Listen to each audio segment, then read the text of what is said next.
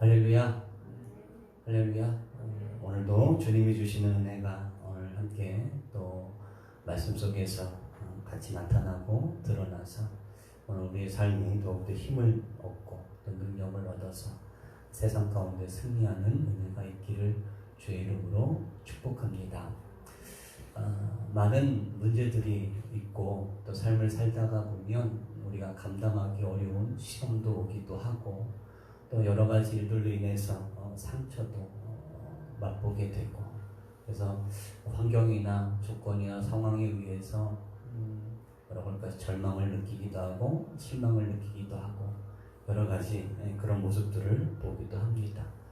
오늘 여러분과 제가 어떠한 문제 가운데서든지 이기고 승리하고 인내해서 마침내 생명의 면류관 뿐만 아니라 하나님이 주시는 상급을 함께 맛볼 수 있기를 주의 이름으로 축복합니다. 이러한 문제들이 있을 때 어떻게 그 문제들을 해결해 갈까? 경제적인 문제도 있을 거고 또 여러 가지 건강의 문제, 또 나라와 민족 가운데 우리가 살아가고 있는 환경 속에서 닥쳐오는 크나큰 어려움들이 있어요.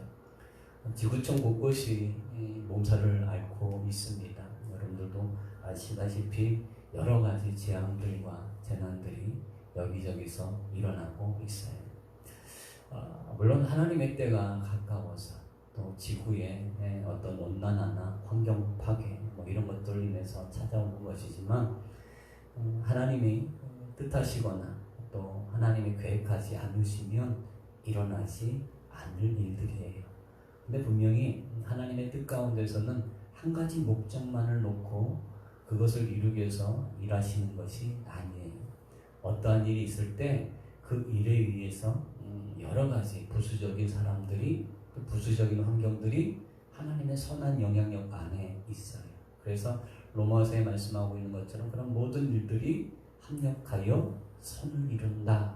다시 말하면 그 모든 일들이 합력하여서 하나님의 뜻을 이루어 가신다라는 거예요. 세상이 여러 가지 전염병 또는 재앙들 이런 것들로 인해서 우리의 삶이 힘들고 또 어려워지는 것은 사실이지만, 그 속에서 또 믿는 자들에게, 또 하나님을 섬기는 자들에게 주시는 메시지도 함께 찾아봐야 되겠지요. 그래서 그 메시지를 분명하게 잘 읽어야 돼요. 그것을 잘 캐치하고 그것을 우리가 찾아내서 그 뜻에 부합하는 삶을 한 걸음 한 걸음 내어디딜 때 그것이 바로 믿음의 삶이고 마지막 때를 살아가는 성도의 삶의 모습이다라고 이야기를 할 수가 있습니다. 그래서 성경은 우리에게 늘 이야기합니다. 항상 깨어 있으라는 거예요. 그래서 여러 가지 환경과 여러 가지 사건들 속에서 일어난 일들을 바라보면서 하나님이 왜 이런 일들을 우리에게 허락하셨을까? 왜 교회에, 왜 믿는 자들에게 이러한 어려움이 왔을까라는 것을 찾아봐야 되겠지요. 문제의 핵심을 알면, 또 그 뜻을 알면 그 문제를 풀어가는데 어찌 보면 상당히 수월할 수가 있어요. 문제는 그 문제를 풀 수 있는 방법을 잘 모르기 때문이죠. 내가 열심히 공부를 해야겠다, 내가 열심히 돈을 벌어야겠다, 누구나 다 생각을 해요. 그런데 열심히 공부를 하고 열심히 돈을 벌어야 되는데 그 방법을 몰라요. 공부해야 되는 건 알고, 돈을 벌어야 되는 건 알고, 건강해야 된다는 건 아는데 방법을 몰라요. 엉뚱한 데 가서 방법을 찾고 해석을 찾다가 시간 낭비되고, 잃어버릴 것 잃어버리게 되고, 또 버릴 거 버리게 되고, 손해볼 거 손해보게 되고, 그렇게 되는 거지. 오늘 여러분과 저는 지금 당면한 여러 가지 문제들이 있을 거예요. 우리 교회의 문제들도 있고 여러분의 개개인의 삶의 문제들도 분명히 있을 겁니다. 그것을 해결할 수 있는 키를 오늘 발견할 수 있기를 주의 이름으로 축복합니다. 오늘 초대교회가 부흥의 역사를 이루는 장면을 보게 됩니다. 모든 일의 회복, 그리고 모든 일의 시작은 기도로부터 시작이 돼요. 내가 이것 때문에 힘들어요. 그럼 우리는 뭐라고 해요? 기도해야지요 라는 거예요. 그 소리가, 그 이야기가 너무 식상한 거예요. 그러니까 교회 다니는 사람들, 예수 믿는 사람들 무슨 상담을 하면 기도합시다 라고 하는데 그게 더 답답하게 느껴지는 사람들이 있어요. 점쟁이처럼 어디로 가라, 어디를 가지 마라, 뭐를 조심해라, 뭐만 해라. 이러면 얼마나 그래도 시원하겠어요. 그렇죠? 근데 우리는 뭐예요? 어려운 일 있으면 기도합시다. 그러니까 얼마나 식상해요. 그러니까 상담하러 오시는 분들도 답은 알아요. 그래도 이야기를 하면 마음이 시원하니까 이야기하러 오는 거겠지요. 그런데 결론은 기도합시다. 모든 문제의 해결은 이것이 옳고 저것이 그르다가 아니에요. 옳고 그름으로부터 시작이 되는 것이 아니라 내 자신으로부터의 기도의 자리를 찾아가는 것. 그것이 모든 문제의 해결입니다. 나라가 어지럽고 그리고 여러 가지 전염병 때문에 사람들이 또는 교회가, 성도들이 고난 가운데, 어려움 가운데 처해 있어요. 이 문제를 어떻게 해결할 것인가? 원론적인 이야기를 할 수밖에 없어요. 뭐 해야 돼요? 기도해야 된다는 거예요. 초대교회도 기도로 시작을 했고, 그렇죠? 기도하는 가운데 오순절에 마가의 다락방에 성령 강림의 역사로부터 시작이 되었어요. 그들이 마가의 다락방에 앉아서 멍하니 우두커니 밥이나 먹으면서 잠이나 자고 그러다가 성령을 받은 게 아니라 전심으로 기도에 힘썼다라는 거예요. 그리고 나서 성령이 임재했고 그 성령의 역사로 인해서 초대교회가 순식간에 부흥의 역사를 이루게 됩니다. 그래서 모든 일의 시작은 기도예요. 이러쿵저러쿵 말할 것이 없이 우리는 기도해야 될 책임이 있어요. 근데 오늘 본문에 말씀해 보니까 베드로가 성령이 충만하고 그리고 백성들 앞에서 설교를 하는 장면이 나와요. 이 설교를 듣고 많은 사람들이 주께 돌아와 예수를 믿고 구원을 얻게 되지요. 그날 돌아온 구원받은 사람들은 3,000명이라는 거예요. 엄청난 부흥의 역사를 일으키게 된 거죠.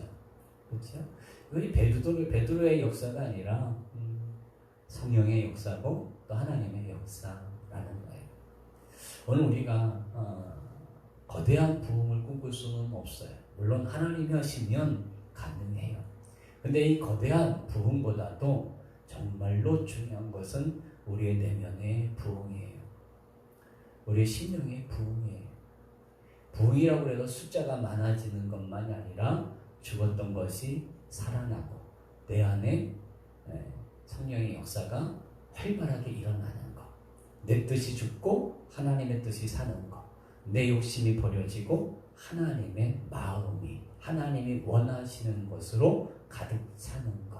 그게 부흥이에요. 조금 더 쉽게 이야기한다면 부흥이란 하나님부터 멀리 떨어져 있던 하나님의 백성들이 하나님께로 발걸음을 옮기는 거예요. 그게 부흥이에요. 이 코로나 때문에 많은 믿는 사람들이 하나님으로부터 멀어져 가고 있어요. 근데 내가 하나님부터 멀어져 가고 있다는 사실을 인식하지 못해요. 다른 사람들이 그런 일들을 하면 좀 나쁘다 비판하고 정죄하는데 정작 자기도 똑같은 그 길을 가고 있다는 거예요. 그건 뭐예요? 자기도 그 길을 가면서 자기가 저들과 똑같다는 생각을 못하는 거예요. 그게 병이라는 거죠. 인식을 못하고 있다는 거예요. 그게 더 무서운 거예요. 그래서 나는 옳고 나는 그럴 만한 사정이 있고 나는 그럴 만하고 나는 어쩔 수 없었고 너는 잘못한 거야. 이 요즘 시대의 사람들은 그게 문제예요. 남의 잘못은 다 보이는데 내 잘못은 보지 못해요. 깨어나지 못하고 있다는 거예요. 그러니까 하나님 앞에 나아갈 수 있는 길들이 차단이 되어져요. 더 이상 나아가고 싶은 마음도 없겠지만 나아갈 수도 없게 되는 거예요. 예수님 시대에 바리새인과 서기관과 사두개인들이 그러했어요. 나는 저들과는 달라요 라는 겁니다. 나는 저들보다는 기도도 한두 시간 더 하고, 저들보다는 나는 금식도 더 하고, 저들이 하지 못하는 11조도 내가 하고, 저들이 하지 못하는 경건의 생활을 내가 하니까 나는 저들보다 나아요. 정작 삶을 살펴보면 그렇게 손가락질했던 그 사람들의 삶보다 자기가 낫다고 생각했던 그 사람들의 삶이 회칠한 무덤과 같고, 화인 맞은 자들과 같고, 세례 요한이 이야기했던 것처럼 독사의 새끼들이라고 이야기할 정도로 부패했음에도 자기 자신들은 몰라요. 이것을 깨우치고 이것을 이해하고 이것을 인식하는 데는 자기 힘으로 되지 않아요. 오직 말씀이 들어가야 돼요. 말씀이 살아 역사해야 돼요. 오늘 베드로가 3,000명이라고 하는 군중들 앞에서 그가 말씀을 전해요. 평생 해보지 못했던 일이에요. 혈기만 왕성했던 사람이에요. 근데 이 사람이 성령의 충만함을 받고 하나님의 말씀을 전하는데, 이 장의 전체에 걸쳐서 말하고 있는 내용이 뭐예요? 예수 그리스도에 관해 이야기하고, 예수 그리스도의 구주 되심을 소개하고, 그 예수 그리스도가 너희를 위하여 이 땅에 오셨다. 근데 이 예수 그리스도는 하나님이 이미 예정하시고 너희를 위하여 준비하신 산제물이셨다라는 사실을 소개하고 이야기합니다. 더 나아가서 그 예수를 너희가 죽였다라는 거예요. 이 사람들이 예수를 십자가에 매달아라 소리를 지르고 골고다 언덕까지 십자가를 지고 올라가시는 예수님을 얼마나 조롱했던 사람들이에요. 군중에 의해서, 여론에 의해서 자기들이 하는 일들이 정당하다고, 이것이 옳은 행동이라고 생각을 하고 예수님을 핍박을 하고 조롱을 했던 거죠. 예수님이 죽으시고 돌아가시고 난 이후에도 그들은 그들의 행위를 알지 못했어요. 자기들이 얼마나 참혹한 짓을 저질렀는지 몰랐어요. 그런데 베드로의 설교 속에 그가 하나님이 약속하신 그분이에요. 너희들이 죽이라고 외쳤던 그분이 바로 하나님이 우리를 위하여 보내신 메시아라는 사실이에요. 그분이 너희를 위해 목숨을 내어두신 바로 그 메시아라는 사실을 이야기하고 있어요. 그리고 가장 결정적인 것, 그 예수를 너희가 죽였다는 거예요. 사람들이 깜짝 놀랐어요. 아니, 우리는 옳다고 생각했어요. 우리가 하고 있는 일들이 맞다고 생각했어요. 예수는 이단자라고 생각을 했고 유대교를 혼란에 빠뜨리는 자라 생각해서 그를 십자가에 못 박으라고 소리쳤어요. 그런데 그렇게 자기들의 생각과 자기들의 주장과 고집과 아집으로 죽였던 그 예수가 하나님의 아들이시고 그분이 참다운 구세주라는 사실을 무엇을 통해서 알게 돼요? 말씀을 통해서 알게 돼요. 그리고 나서 이들의 반응을 보십시오. 뭐라고 이야기합니까? 이들의 반응은 오늘 본문의 말씀에 보면 37절에 그들이 이 말을 듣고 마음에 찔렸다는 거예요. 그전에는 몰랐어요. 그전에는 예수가 누군지, 예수는 그냥 이단자 또는 군중을 호리는 자, 그냥 유대교를 혼란에 빠뜨리는 자, 그런가 보다. 그는 죽어도 돼. 마땅해. 라고 소리 지르고 조롱했던 그 사람들 이제는 깨어나기 시작했어요. 정말 우리가 큰 죄를 저질렀다. 어떻게 하나님이신 그분을 우리가 죽이라고 했어? 우리를 구원하러 오신 그분을 우리가 어떻게 죽이라고 했어? 이걸 어떻게 해야 될까요? 베드로가 이야기하지요. 베드로가 이르되 너희가 회개하여 각각 예수 그리스도의 이름으로 무엇을 받고? 세례를 받고 그 다음에 뭐 받으라? 죄사함을 받으며 성령이 무엇으로? 선물로 너희에게 임하게 될 것이다 라는 거예요. 여러분, 우리가 이 시대를 살아가면서 자기 자신을 바라본다는 것은 이건 정말 대단한 일이에요. 예전에 우리의 선비들이나 또 예전에 사람들은 자기 자신을 바라보는 것이 정말 중요한 덕목으로 생각했어요. 그래서 어떠한 일이 있을 때 먼저 자기 자신을 돌아보는 거예요.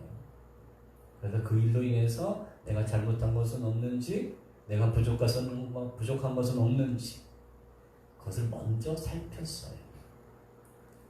여러분, 요즘에는 그렇지 않아요. 요즘에는 외부에서 그래, 네 생각도 옳을 수 있어 라는 거예요. 네가 그렇게 생각한 거, 그렇게 행동한 거, 그래, 네 입장에서는 그렇게 맞을 수도 있어 라는, 죄를 죄라고 이야기하지 않고 잘못된 길을 잘못된 길이라고 이야기하지 않아요. 그러니까 자기 자신을 살펴볼 수 있는 거울이 실종이 되고, 자기 자신에 대해서 냉철하게 판단하고 이야기해주는 사람의 말에 귀를 기울이지 않아요. 누군가 내게 잘못을 지적하면 나는 더 뭐예요? 격해지죠. 더 화가 나죠. 네. 본인도 그걸 알아서 그런지 모르겠지만 나는 아니야 라는 겁니다. 여러분, 오늘 본문의 말씀에 이 유대인들 예수 그리스도에 관한 이야기를 듣고 그 예수 그리스도를 너희가 죽였다는 그 말에 마음이 찔리기 시작했어요. 여러분, 말씀을 들으면서 마음이 찔려야 돼요. 귀가 즐거우면 안 돼요. 야, 오늘 은혜 받았어. 야, 오늘 설교 중에 그 재밌는 이야기 너무 재밌지 않았어? 여러분, 그런 게 아니라 말씀을 듣고 마음이 찔려야 부흥의 기초가 마련이 되는 거예요. 마음이 찔린다는 건 뭐예요? 내가 그동안 나를 보지 못했던 어떠한 부분을 내가 비로소 보게 되었다라는 거예요. 비로소 이제는 내 참다운 존재를 보게 되었다는 거예요. 비로소 내가 얼마나 악한 짓을 했는지 알게 되었다는 거예요. 그냥 요즘 사람들 자기 잘난 맛에 사는 거죠. 그냥 냅둬요. 나 이대로 살다가 죽게. 이거예요. 내 인생은 내가 알아서 해요. 내 인생은 내 거예요. 여러분, 그 인생이 지 건지 누구 건지 어떻게 알아요? 하나님이 오늘 밤이라도 내 영혼을 불러내시면 그 인생, 그 삶은 누구 것이 되겠어요? 내 것도 내 거 아니에요. 그렇죠? 그런데 그거 내 거 있냐? 내 마음대로 그것을 살아내려고 하고 있다. 그러면서도 잘못한 거에 대해서 인정하지 않아요. 부족한 거에 대해서 그것을 인정하지 않아요. 여러분, 진정한 부흥이라고 하는 것은 우리의 모습을 참으로 발견할 때부터 시작이 되고 발전이 있게 되는 거예요. 요즘에 한국교회도 그렇고 우리 교회도 그렇고 예배를 마음껏 못 드리게 되는 어려움 가운데 있어요. 아, 이 일을 어떻게 해야 될까 고민을 하고 이것 때문에 마음 상하고 이런 현상 때문에 마음이 불편해요. 그래서 우리는 세상을 향해 손가락질하고 이야기하고 핑계를 댑니다. 그럴 때가 많죠. 아, 왜 유독 교회만 가지고 그래? 왜 유독 믿는 사람만 가지고 그래? 막 그래야 이야기해요. 근데 가만히 보면 여러분, 교회가 또는 믿는 자들이 먼저 우리의 자신을 성찰할 수 있는 시간이 되어져야 되겠다는 거예요. 누구의 잘못이 아니에요. 누구의 모략이 아니라 이번 기회를 통해서 믿는 자들이여 너희 자신을 좀 돌아보라는 거야. 너희의 삶을 돌아보고 너희의 믿음을 좀 돌아보라는 거야. 하나님은 말씀하시는 하나님이에요. 하나님은 인격적으로 우리에게 다가오시는 분이에요. 우리에게 이런 어려움을 통해서 스스로 깨닫게 하시고 알게 하셔서 돌아오게 하시는 거예요. 여러분, 여기 오늘 본문의 말씀에 너희가 회개하며, 그렇지? 회개하며. 여러분, 참다운 부흥은 회개로부터 시작이 돼요. 내가 뭐 그렇게 회개할 일이 있을까? 내가 남에게 상처 준 거 없고 남에게 손해 준 거 없고 그냥 나 그냥 이렇게 살아. 뭐 내가 뭐 잘못한 거 있어? 여러분 그게 죄예요. 그게 어긋난 거예요. 그것이 자기 의예요. 나 정도면 돼 라는 거죠. 내가 어디 피해 줬어요? 내가 누구 죽였어요? 내가 어디 가서 도둑질했어요? 내가 어디 가서 사기쳤어요? 아니에요. 난 깨끗해요. 이렇게 된 것은 내가 아니라 당신 때문이에요. 이렇게 된 것은 내 잘못이 아니라 당신들 잘못이에요. 이것이 회개의 길을 가는 겁니다. 비로소 말씀을 듣고 어디가 찔려야 돼요? 마음이 찔려야 돼요. 마음이 찔려야 그때야 비로소 가슴을 치고 그때야 비로소 눈물이 솟아나고 그때야 비로소 어리석고 비참한 내 모습을 발견할 수가 있는 거예요. 환경이 어떠했든 누구 때문에 왔든 누구 때문에 이 일이 일어났든 상관없어요. 이 일을 통해서 내 자신을 바라보면 그 자리에서 부흥이 일어나요. 가슴이 뜨거워지기 시작해요. 비참한 나의 모습으로부터 시작해서 위로하시는 성령님으로 함께 하시는 하나님으로 구속하신 예수님으로 우리의 삶이 다시 일어서는 기초돌이 마련이 되는 거예요. 문제는 내 자신을 바라보자. 아무리 자기가 의가 있다고 이야기해도 하나님의 의에 버금가겠어요? 그 의를 어디다 비교하겠어요? 남들도 그렇게 살아요. 예수 믿지 않는 사람들, 세상 사람들도 어쩌면 우리보다 더 정직하고 바르게 살아요. 그것을 자기 의라고 내밀 수 있어요? 우리는 하나님이 온전하시니까 우리도 온전해야 돼요. 근데 우리는 온전하지 못하잖아요. 하나님이 거룩하시니까 우리도 거룩해야 돼요. 근데 우리는 거룩하지 못해요. 말이나 행동이나 삶의 자리에서 너무나도 추한 모습들이 드러남에도 불구하고 그 드러남을 나는 알지 못하고 있다니 얼마나 비참하겠어요. 여러분 정신이 조금 그러신 분들은 막 길거리 하고 돌아다니는 거, 자기가 그렇게 돌아다니고 있다는 거 추하게 생각하나요? 창피하게 생각하나요? 아니에요. 그 사람들은 그게 정상인 거예요. 그 사람들 손가락질한 게 아니라 오늘 우리의 모습이 그럴 수 있다는 거예요. 지저분하고 추하고 더러운 냄새를 펑펑 풍기면서도 자기는 거룩한 척하고 자기는 건강한 척하고 자기는 온전한 척한다는 거예요. 유대인들이 그래요.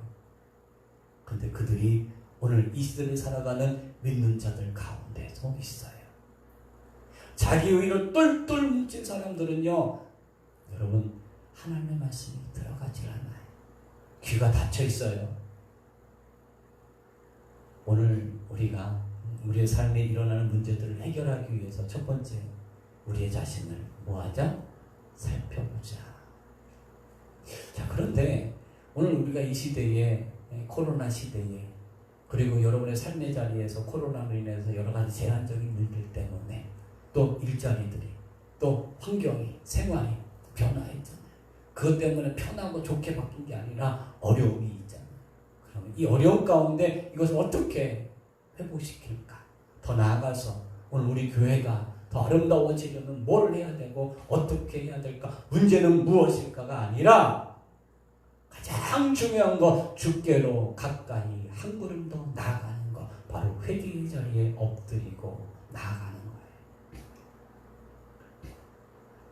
야, 그래도 우리 교회 정도면 돼. 그래도 내 정도의 신앙이면 돼. 그거 누가 보증할 수 있겠어요? 어쩌면 자기 위안 아닐까? 자기 만족 아닐까? 남들은 인정하지 않는데 스스로 만족하고 스스로 자족하고 좋은 것도 아니죠. 그 자리에 앉아야 돼요. 여러분, 우리가 진정한 부흥을 꿈꾸고 회복을 꿈꾼다면 회개하십시다. 나라가 바로 세워져야 되는 것, 교회가 아름다워져야 되는 것, 누가 뭘 해서가 아니라, 누가 뭐 해야 돼서가 아니라 내가 새롭게 되지 않냐면 절대로 일어나지 않아요. 않을 일들이에요. 당신이 잘못해서가 아니라 내가 잘못했어요. 오늘 본문에 보면 그 예수를 너희가 죽였다. 내가 예수를 언제 죽였어? 나 예수를 본 적도 없고 만난 적도 없는데 2000년 전에 계셨던 그분을 내가 언제 죽였어? 나는 예수 죽인 적 없어요. 저 유대인들이 죽였지. 여기서부터 문제가 꼬이기 시작하는 거예요. 저 유대인들이 죽였어요. 제사장과 장로들이 합작해가지고 누명을 씌우고 여러 가지 제목을 걸어서 십자가에 달려 죽지 않아도 될 그분을 십자가에 달았어요. 예수님이 돌아가신 것은 그들의 탓이에요.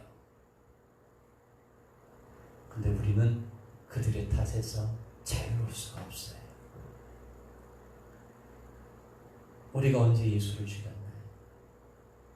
우리가 언제 예수를 몰라라 했나요? 우리가 언제 예수를 향해서 조롱했나요? 여러분, 이 조롱이라는 건 나는 예수님 조롱하지 않아. 난 예수님을 사랑해요. 난 예수님을 바라보고 살아요. 난 예수님밖에 없어요. 근데요, 삶의 자리에서는요, 내가 사랑하는 그분의 말을 내가 듣지 않아요. 그분의 말씀대로 살겠다라고 이야기하면서 세상 현장 나가면 그 말씀을 무시해버려요.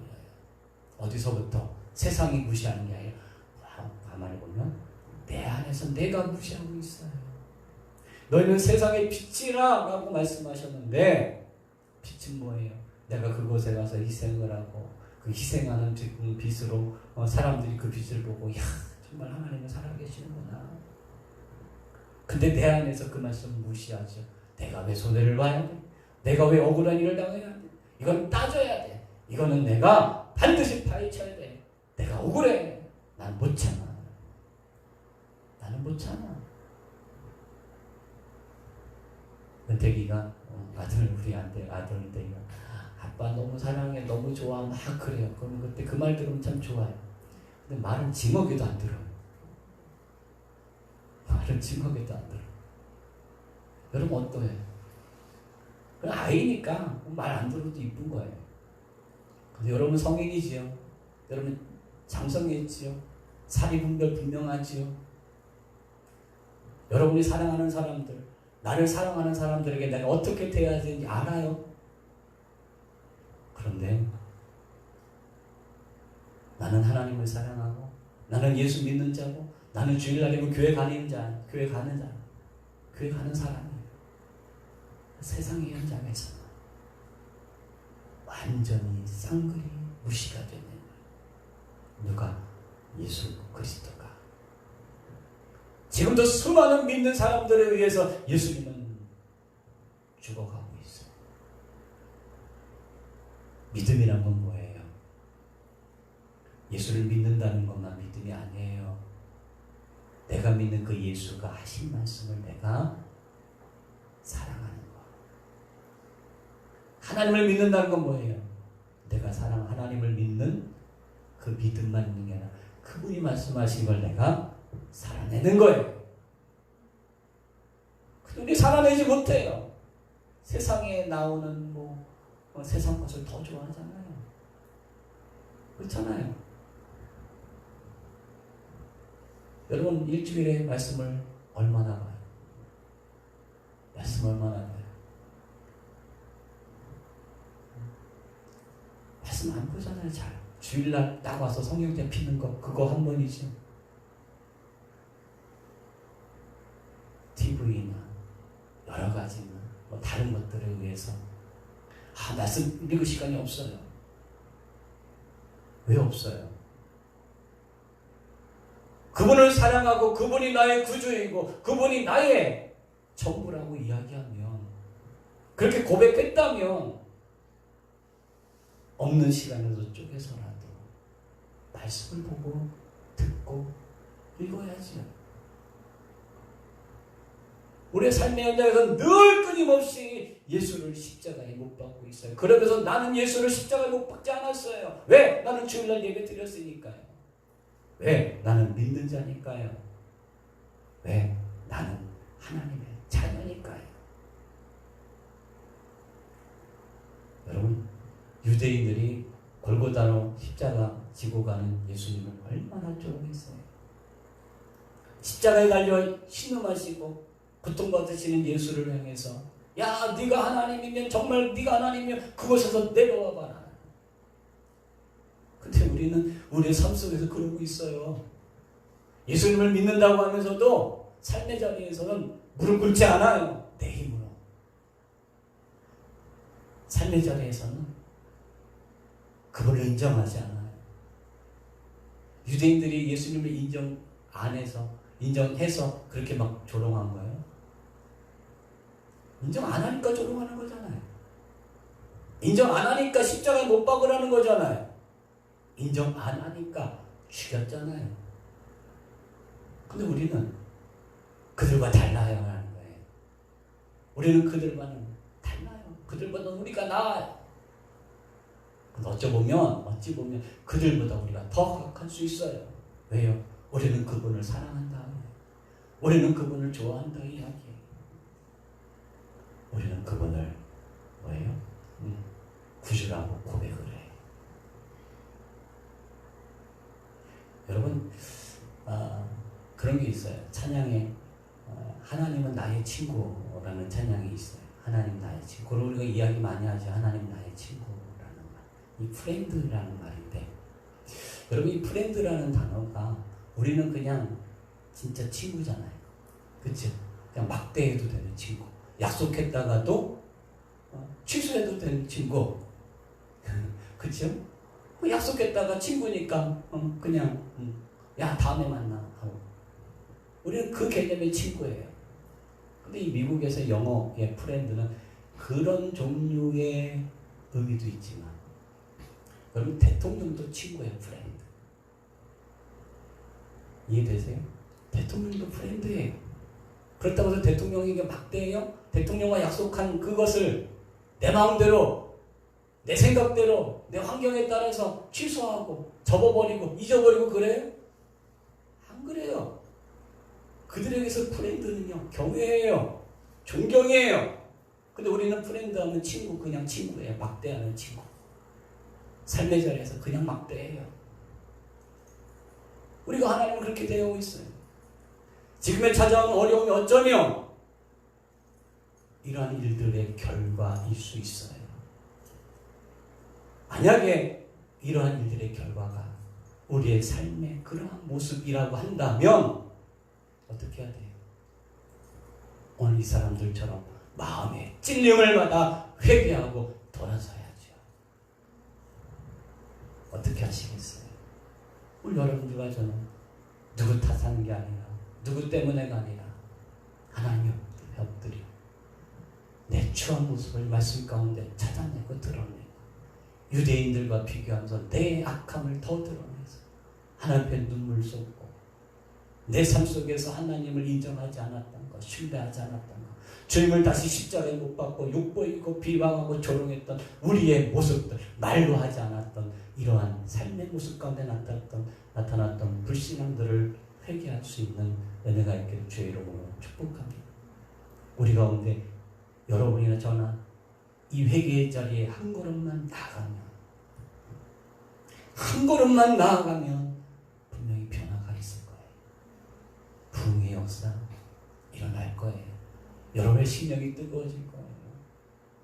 나는 저들과 다를 거 없어요.